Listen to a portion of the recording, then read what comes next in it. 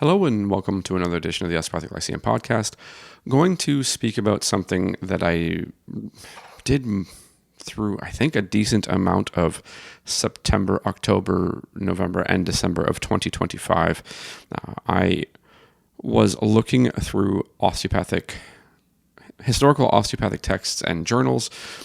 The project that I was starting that I'm going to return to as soon as I'm able is looking at conditions. So a named condition and then finding resources that are historical in nature and identifying what was claimed about what practitioners did. So what did they say about what they did? Where did they work? How did they work? What were the things that they were attempting to describe? Now, I have been aware for quite some time about claims with osteopathy and treatment of the Spanish flu epidemic or pandemic in 1918, but it did run into 1919, and I believe at least to some degree 1920. The common approach has been to refer to the data that was available from a survey done by the Journal of Osteopathy in that time range. And I think the total amount of cases that were reported was somewhere around 3,000. I may be wrong, but the total number wasn't gigantic. It was voluntary. The information or the data collection method wasn't provided beforehand, so everything is post hoc or after the fact.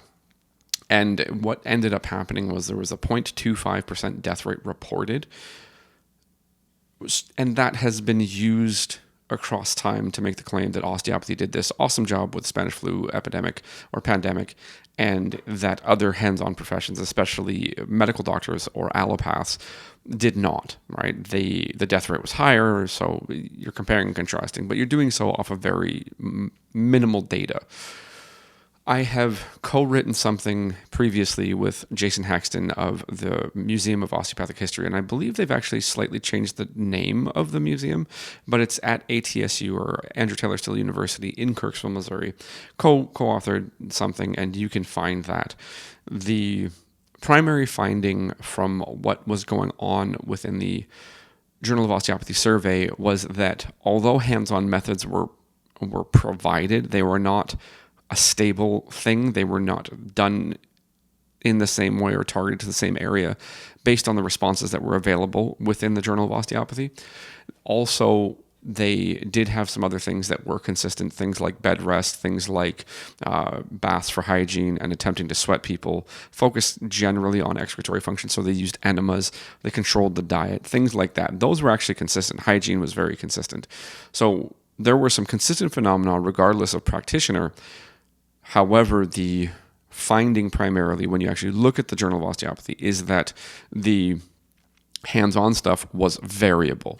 So if you have one category, whether or not that category is actually a legitimate category or construct, but in the thing such as a named condition, you're expecting to see things be more similar between people if you want to have confidence that the claim that hands-on osteopathy does something positive for that condition. You're looking for more similarity.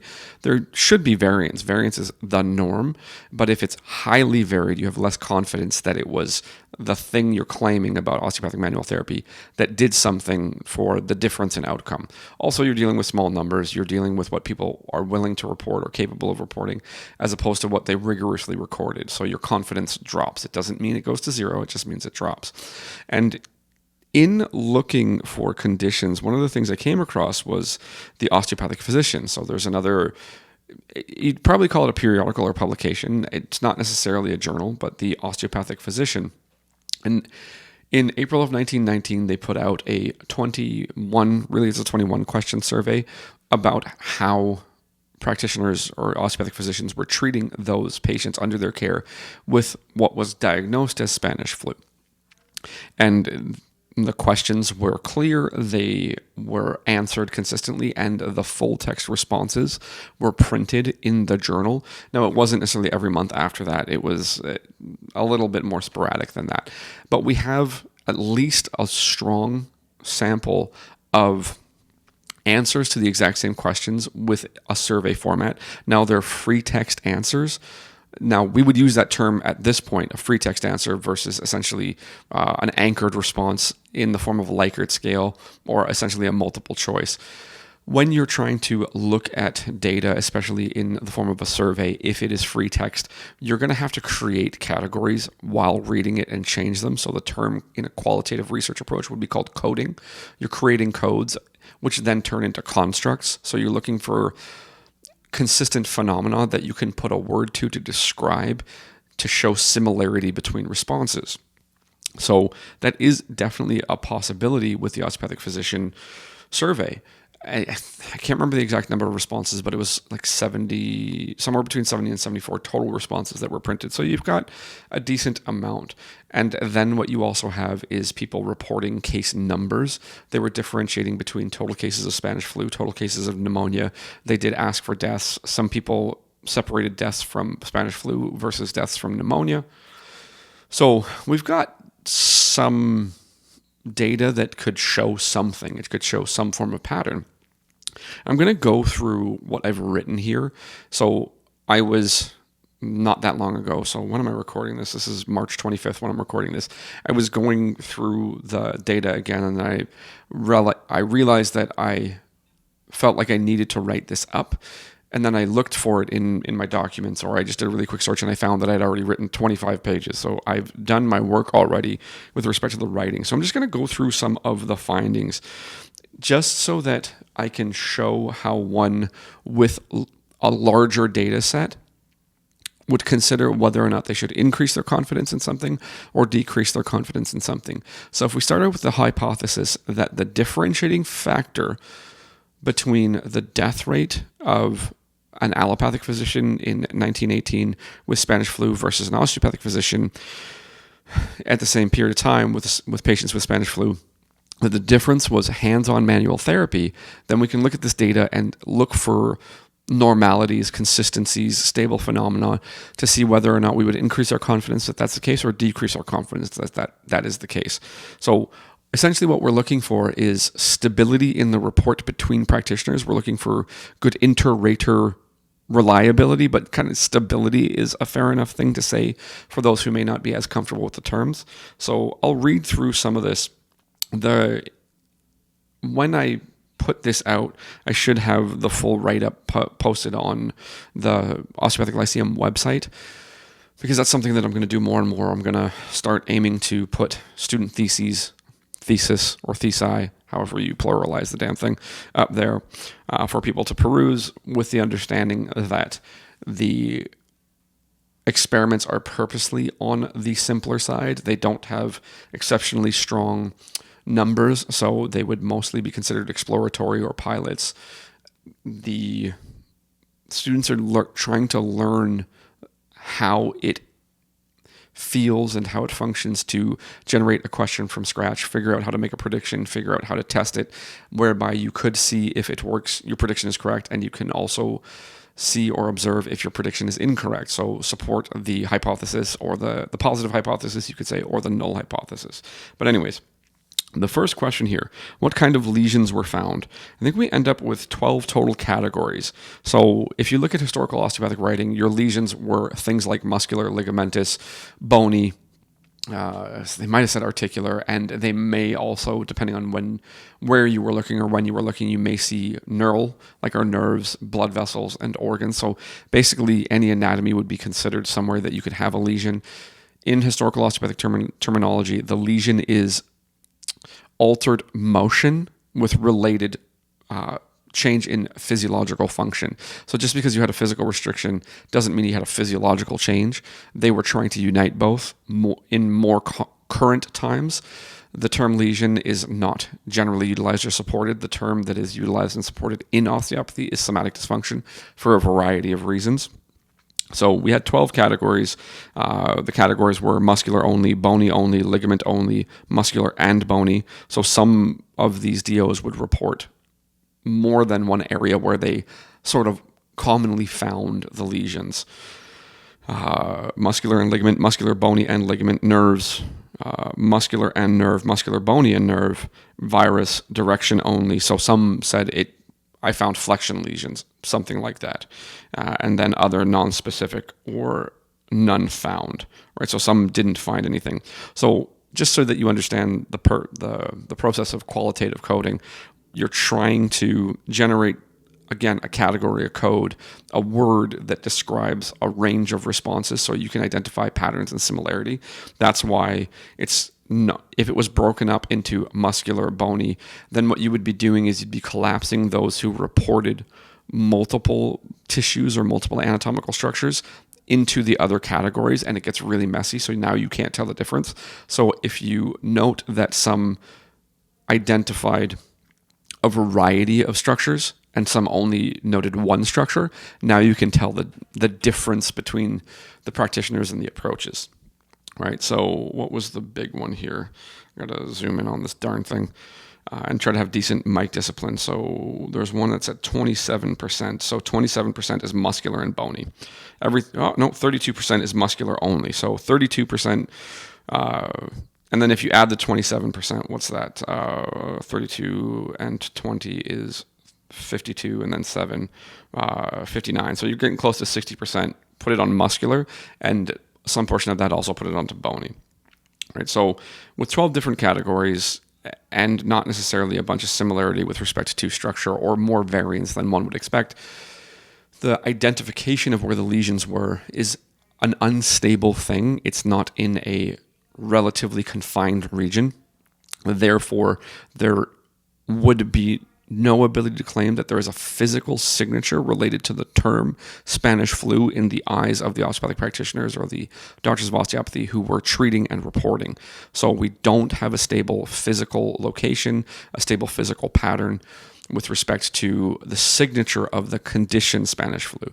One could argue that you would not find a stable signature of a virus because it could travel variably within a body and express differently within a given body or between bodies. And I would definitely accept that argument because it can be tested at that point. But my confidence would drop based on this variable finding of where the lesion or what kinds of lesions were. Now, question 2 is where were the lesions? And there's 13 total categories here. So I'll just really quickly read where lesions were: muscle, organ, cervical only, dorsal only, cervical and upper dorsal specifically, cervical and dorsal general, cervical, dorsal and lumbar, cervical and lumbar, dorsal and lumbar, ribs, cervical and ribs, full spine, other, not non-specific, none found, or many. Okay, so where are we at here? The big numbers are, what's 12? So cervical and upper dorsals, 13-ish percent. Cervical and dorsal general is 15.5%. Cervical dorsal lumbar is 18%. And then everything else is in the range of 1 to 6%, more or less. 11. Full spine is 11%. So if you combine to generate categories, this is going to equal more than 100 because obviously the practitioner has identified more than one region. But there's around 63% includes cervical, 62% includes dorsal to some degree, 40% includes lumbar to some degree. So you can then make the argument if you want a somewhat stable pattern for where this shows up, then you can say, well, full vertebral column. If you're human, I don't know which human wouldn't have some form of restriction in the vertebral column at any point in time. Therefore, it is harder to increase my confidence that just noting that it's more in the neck and the upper back or the neck and the mid back increases my confidence that there's a stable physical signature for the expression of Spanish flu as a category. So it's possible Spanish flu was the wrong category, that there was misdiagnosis. It's possible that, again, the argument that a virus will express differentially between different people, those are fair arguments, but because there's multiple possible explanations, my confidence does not go up that there's a stable physical signature with respect to Spanish flu, such that my confidence is not going up that an approach to the physical areas or the externally observable physical areas is going to do what one would want it to do in relation to this stable category or assumed stable category of Spanish flu. All right. Question 3, how corrected lesions? How many did we get here? 14 identifiable categories. So relax, relaxed, relaxation, relaxed and mobilize, manipulate, or osteopathy. Hands-on aids is another category. Relax and inhibition, relax, inhibit, mobilize, osteopathy. So one of the answers is like, what'd you do? Osteopathy. In similar terms, manipulation, specific methods. So they would tell you I would generate flexion, then I would generate rotation. So there was some who told you very, very specific things. Those ones would increase your confidence if it was stable between practitioners, that there was something here that the hands-on approach could be tested against because there was a stable report, stable phenomenon between practitioners and between patients. General treatment is another one, planes and inhibition. So they would tell you, sagittal plane or flexion, something like that, and then they would inhibit. Stimulative treatment, they were aiming more at organs than anything else when they said that, if I remember right. The usual method, so how did you treat this area? The usual method. They're assuming, the writer would assume that the reader would know. Depends on patient condition. And that is actually something that you would hope to see in osteopathy or in any healthcare practice, because it's probably the more accurate answer, because humans are variable enough that you do have to individualize approaches. But at the same time, it would be nice if you had very, very specific reporting on the actual things, how many times they did this thing versus how many times they did that thing versus how many times they did the other thing, so that you could, on aggregate, find a pattern. And identify whether or not you thought this was really similar.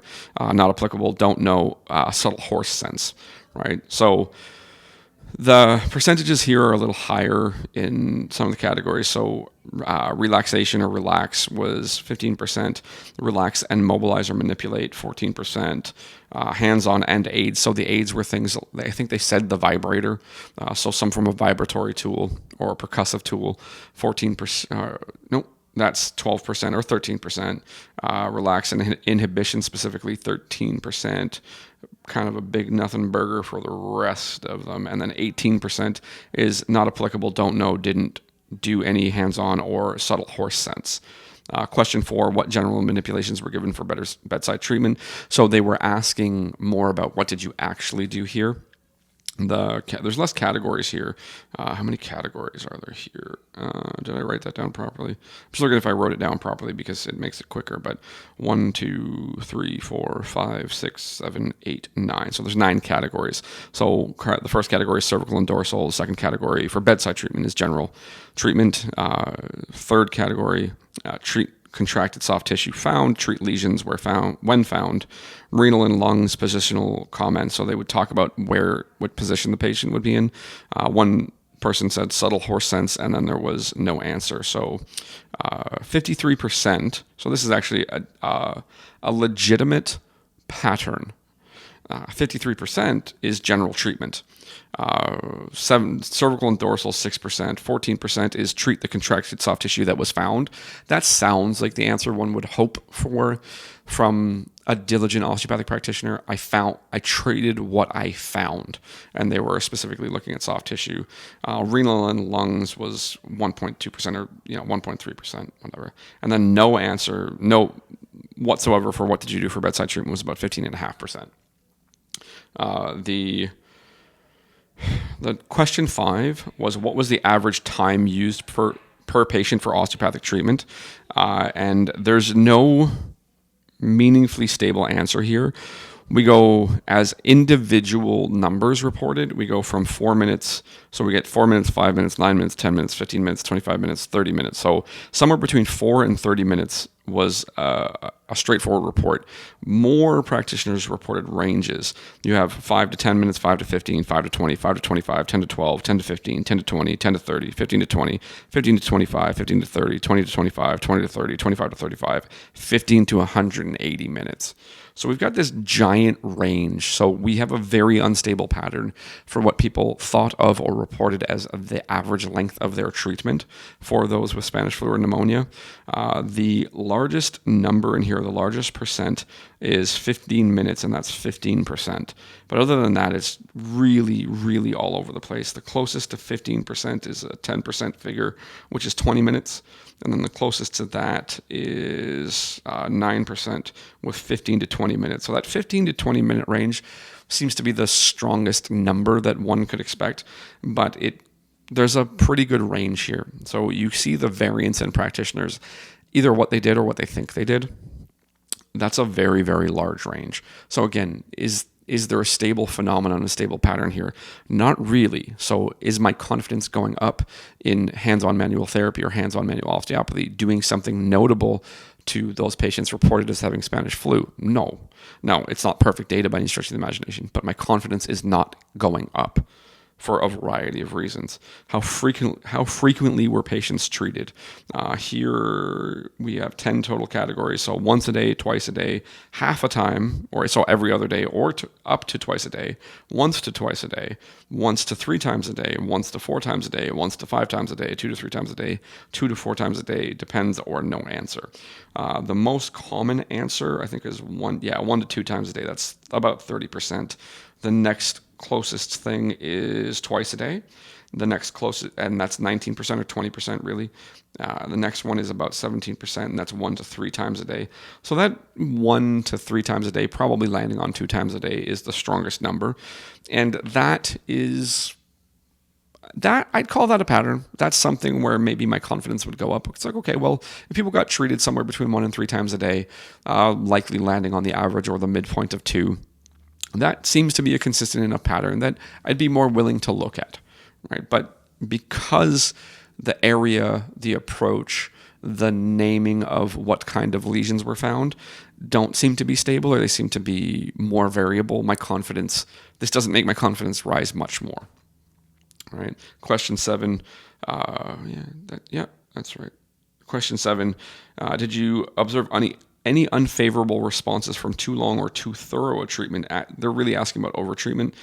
So yes is 23%, no is 23%, no is 35%, and then you get actually a bunch of other answers. So it's easy to overtreat is about 8%, sometimes is about 4%.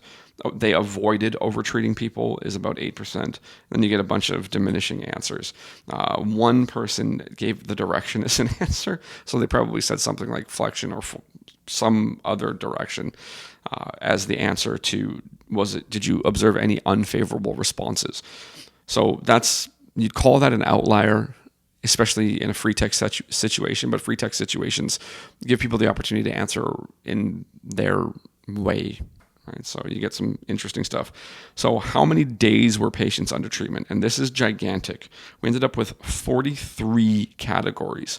So most of these are ranges, but we get the lowest being 3 days as a single number, and then we get and the longest as a single number is 14 days. Somebody said 6.5 days. Then when we get into the range of days, we have as low as 1. So the first one is 1 to 3. There's 1 to 5, 1 to 10, 1 to 14, 1 to 28. And then the largest range, what's the highest? 4 to 28 would be the largest range, or the one with the highest total. We get 8 to 14 days, 8 to 10 days, stuff like that. But there's nothing here. What's the highest percentage? The highest percentage here is about 6.5%. So that's 4 days. And then that is also 1 to 10 days. So you have to aggregate these to see if there's any pattern. And yeah, no, I'm not going to read that. It's just a giant, for me to look at it, because I've got it on my phone, it just ends up looking a little funky. Is there a biggest one? What's the range? Hold on, there's one that I got here, 31.2%. So I think it's like 4 to A7. What do I got here? The subsequent cluster of responses is 6 days. So 1 to 5, 2 to 7, 2 to 10. Yeah, the ones that range around there. So again, you'd have to aggregate it. I'm just not reading this properly, so please apologize. I've got it on my phone. But yeah, it's not a stable phenomenon. So the range of time now, The range of time under care, you could easily argue that it is dependent on the individual patient, how they're presenting, and the variable nature of how they will deal with any form of viral infection. And that is an acceptable argument that can be tested, but it doesn't increase my confidence that hands-on manual methods have done anything because the range is so large. I would expect to see a tighter cluster of ranges if the hands-on manual therapy was doing something that was notable. I would expect less variance because it is a similar thing being applied to many people. Question 10. Oh, no. Let's do this. Question 9. Did patients who were drugged respond as well to osteopathic treatment? Now, this is a question that's definitely going to have more likely to have a preferential answer because you're asking people who like hands-on treatment more than they like drugs. So the categories here: did not respond as well, unsure, unclear, contingent on context, responded the same, no chance to compare, no answer. So did not respond as well, it's 67%. And then the closest thing to that is no chance to compare because they didn't have any patients who had taken pharmaceuticals, and that's 10%. So that's not... That answer is sort of expected. It's kind of like a no-duh thing. It doesn't show me anything about the impact of hands-on treatment. It shows me about the impact of people's ideas. Question 10, what regulation of diet? So we get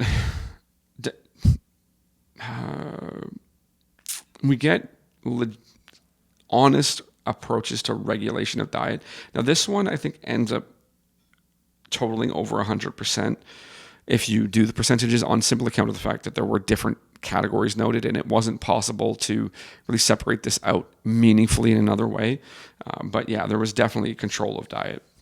93% said they used a liquid diet.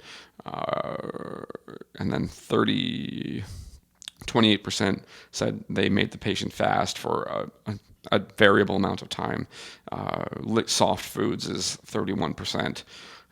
Restrict until temperature is normal, 38%. So about 38, 39%. 28%. It's different for flu, pulmonary, and bowel. So there was an option. Did you give people different diets if you thought that it was just the flu, if you thought there was pulmonary complications, if you thought there was bowel complications, right?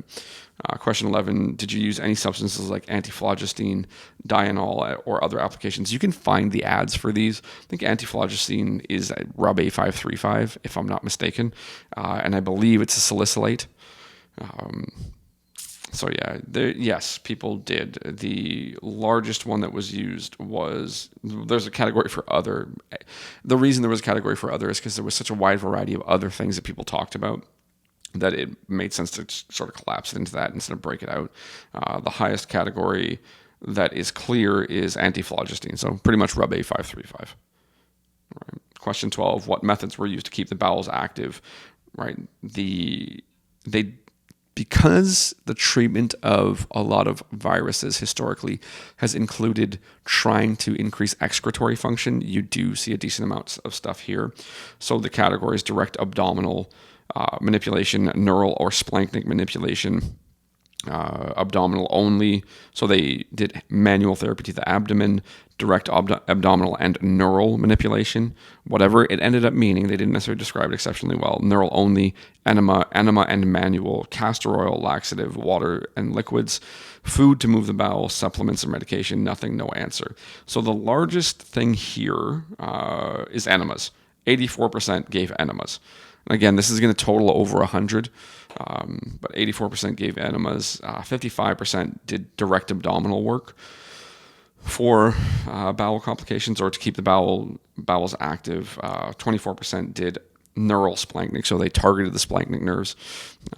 Abdominal work only 37%, right? So we've got some decently high percentages. Enema and manual. So enema and some form of manual intervention is 55%. So they were definitely concerned about keeping the bowels active. They had a variety of approaches, and they were definitely concerned about controlling the diet. It's easy enough to see. Question 13, what method did you use to keep the kidneys active? Again, totals won't match. Where are we at here? So hands-on to kidney is 10%. Hands-on to nerve is 19% or 20% really. Hands-on general, so they didn't necessarily tell you where they were at, 32%. Hot fluid, to try to keep the kidneys active, 12% or 13%, really 12.9. Cold fluid, 57%. So they made the patients drink a good amount to try to keep the kidneys active. They were trying to essentially front load the kidneys. Again, it's about excretory function, not necessarily kidneys specifically, because you can see that they tried to keep the bowels active as well. Hot packs. So they tried to use, fluid and hands-on is 38%, 39%, so it's 38.9. And then around 8% used hot packs, and around 8% had no answer. So, yeah, you got some... They're concerned about excretory function, or bathroom function, you could say, but excretory function works just as well. Did you sweat the patient? If so, how long? And at what stage of the disease? So there's not too many categories here. There's yes, no, sometimes, early, above a specified temperature, manual treatment, and no answer. So yes is 57%. No is 17-ish%. Sometimes is around 13%. So once you get into the timing, early is 46%, 46.7, so call it 47 if you want. Above a specified temperature, so if they saw the patient above a specified temperature, we're talking about 6.5%. Manual treatment as how they did it is 7.7%, so 8-ish%. And then no answer is 8%.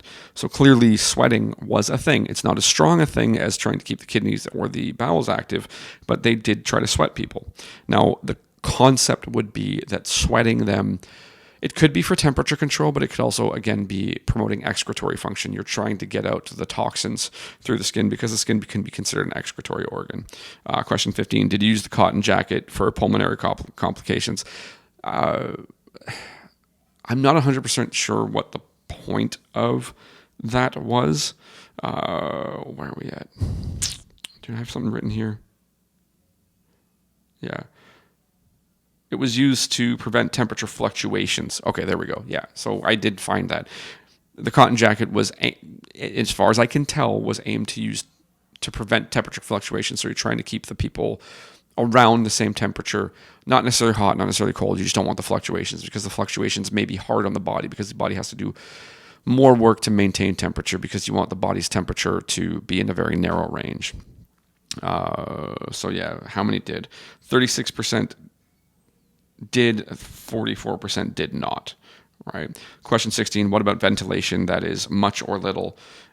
So lots is 81%, moderate is 14%, no draft is 22%, and no answer is around 4%. So 81% wanted lots of ventilation. So there's, whatever the reason was, that's a common feature. The common feature or a high pattern is ventilation. The no draft part is, many of them said, I want lots of ventilation, but I don't want to draft on the patient. So they would make that part of the instruction. What was the average temperature of the room? And this, at a time when there was little to no HVAC, so there would have definitely been central heating elements in most homes in some fashion. We didn't have AC at the time that I'm aware of.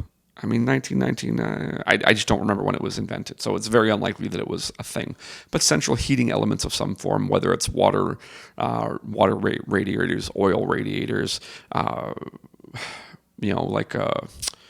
what's wrong with me? What's the potbelly stove?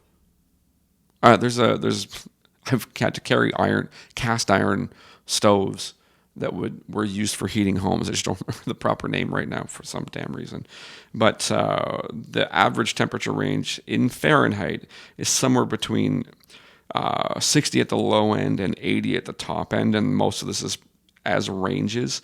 The most common temperature is 70 degrees. And then where are we at? 65 to 70. Yeah, so we're in the range of 65 to 70. Is that where we're at? Yeah, 65 to 70 is about 44% of total responses. So there is a reasonable range, and they tried to do it the best of their ability. I don't know how they were measuring the temperature. They had thermometers, so they could have read the temperature at any point, but I just don't know how controllable this was. But they did have an aim of maintaining temperature. So you combine the attempt to provide instructions for patients and their caregivers to maintain temperature in a particular range with the mildly common use of the cotton jacket, then you have some desire to regulate temperature. If you combine that with sweating a patient, you have more concern about temperature regulation on some level. So that seems to be a stable thing. Much more stable than hands-on manual therapy. Were any means used to reduce the temperature of the patient, right? So we have manipulation, and that's 64% did use manipulation. Baths, sponge or other is around 50%. Enemas, so some people used enemas to control temperature, that's around 16%. Drinking water, 6.5%. Heat, sweat, so sweat the patients was around 13%. Tepid, that is the sponge bath, 13%. Cold sponge baths, 32%. Alcohol rubs, 8-ish%. Nothing, 5-ish%. And no answer is 6.5%. So you've got something where these practitioners were aiming at controlling the temperature at some level. Question 19, were any methods used to overcome cough? If so, what? If you manipulation, what kind and how applied? So this one does end up going over 100% because people used multiple approaches. So mechanical manipulation, so manipulation to the region, is 65%. Manipulation to neurological structures is 10.3% or 10.4%, so call it 10.5-ish. Heat, so people applied heat to the throat, 16.8, so 17% of the time. Cold is 24%. Supplements is 22%. No success is 7.7%. And no answer is around 11%. So they definitely tried to do it mechanically or with manipulation, but the success was variable. Question 20, were any means used to stimulate the heart? If drugs were used, mention them, and quantity used. If not, state so definitely. Again, there were in the answers, like this just didn't break out cleanly, so you get more than 100%. So yes, they used drugs is about 8%. No, they did not use drugs is about 32%. Manipulation, if they were targeting the heart, was 42%. Alcohol rubs, 2.5%. Heat, around 4%. Cold, around 4%. Using enemas for the heart is 1.3%. Supplement is 3.8, so 4%. No answer is 7.9%. This is where question 21 is where we get into the numbers. So we actually see something here. So if the 0.25% was accurate in the previous study that's been much cited, or the previous numbers that have been much cited, then we would expect to see a similar number here. When you get out into larger data sets, an average becomes more stable. That's just the law of, or not the law of large numbers. It's a function of larger numbers. A pattern becomes more stable if it's a pattern. If it's not a pattern, it goes all over the place depending on your sample size. Total flu cases is 9,738. Total pneumonia cases is 176. Total deaths is 31. Total who reported stats, period, out of this, I think it's 74, is 39. So are we at half? Yeah, we're a little over half. Total who reported pneumonia is 18. Total who reported death is 11. So we have this diminishing scale of not all. We're looking at around 50% who reported stats, period. We're looking at total that reported stats. Total that reported deaths of those that reported anything is 28%. Total that reported pneumonia of those that reported anything is 46%. The total cases that we can identify is 9,914. So that's the flu plus the pneumonia.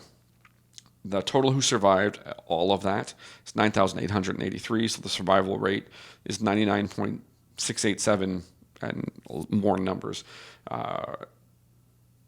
percent. And then the percent of deaths is 0.31.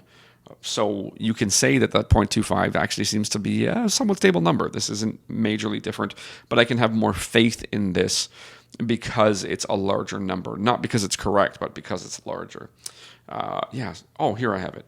So the previous one, the Journal of Osteopathy, or the AOA survey, is 2,445 total cases. And then you get that 0.25. Right? So the general phenomenon here out of what can be reported from what's available in the Osteopathic Physician survey as they printed the response. And again, I'm more confident there's a total of 74 responses with 9,000 somewhat cases. Really close to 10,000 total cases versus 2,445. The phenomenon found previously with the work that I co-authored with Jason Haxton is that the hands-on manual therapy was variable and other things were more consistent. So the sponge baths, the enemas, the controlling of the diet, the sweating, the hygiene, things of that nature, still stable in a larger sample. The aim at excretory function generally seems to be well represented. The aim at controlling temperature, that's something I'm more able to identify in this data set. But the variability of the hands-on approach is still present. So my confidence cannot increase in saying that the hands-on manual approach is what differentiated osteopathic rates of success or survival with Spanish flu. If there is something, then I would have to examine the impact of hygiene, the impact of temperature regulation, the impact of sweating, the impact of enemas, and compare that to what could be found about what other professions claimed. If they did similar things, then there really is no difference.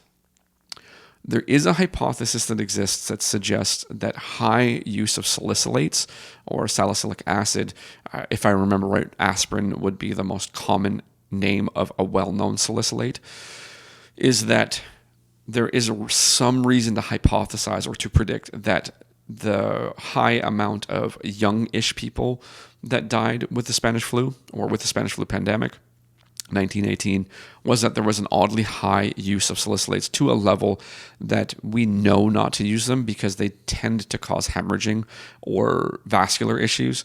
One of the reasons that the person who put this hypothesis forward believes this is that there are a decent amount of reports about hemorrhagic lungs.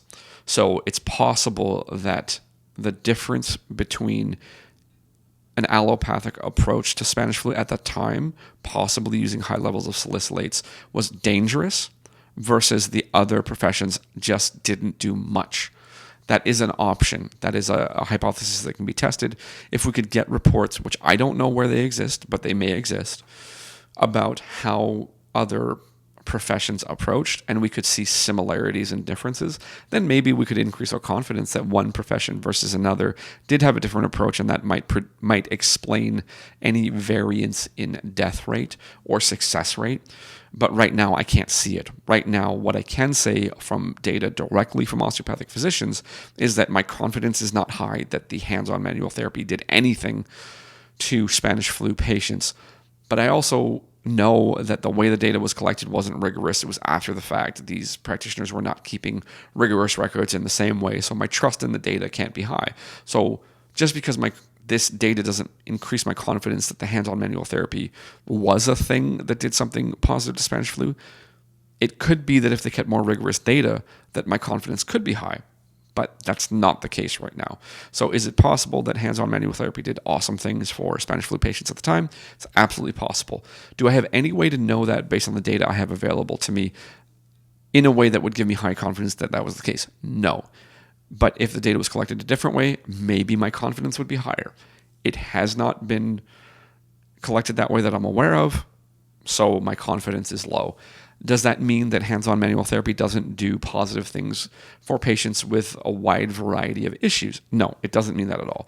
It just may mean that osteopathy is not good at treating conditions.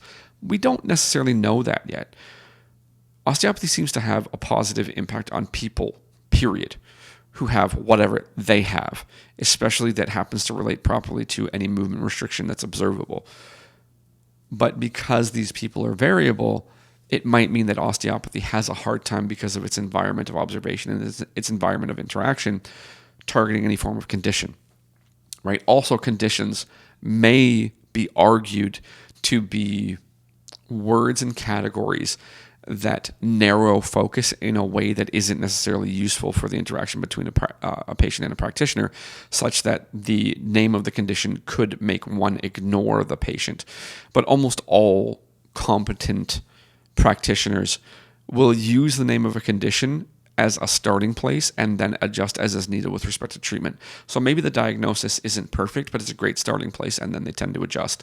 And you don't really need to teach them that. They're going to do that based on experience, and the primary experience being failure. So yeah, this data may better support the hypothesis through observation that hands-on manual therapy is not good at targeting conditions.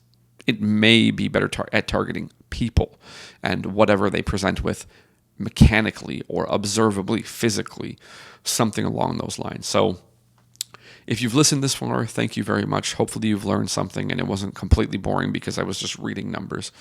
But I think there's value in it so that you can also see how one with data would increase confidence in a concept or decrease confidence in a concept, and also recognizing the nature of the data itself, that's not perfect data by any stretch of the imagination.